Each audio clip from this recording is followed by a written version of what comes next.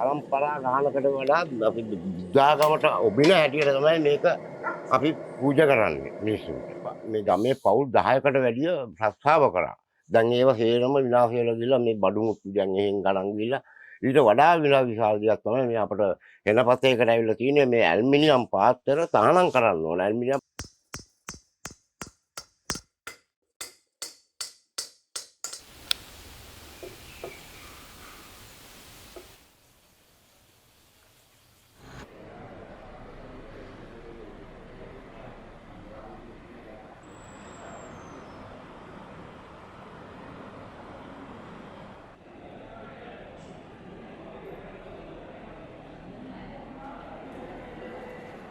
ඉතින් අද ලංකාවේ අරගෙන බැලුවොත් පාත්‍රය හදන්නේ ඇලුමිනියම් වලින්.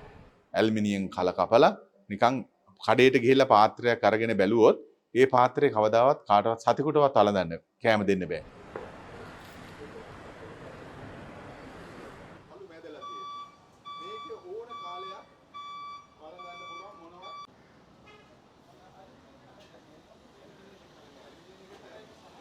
පාතේ වඩින එක අපෙන් ගිලිහිලා යනවා.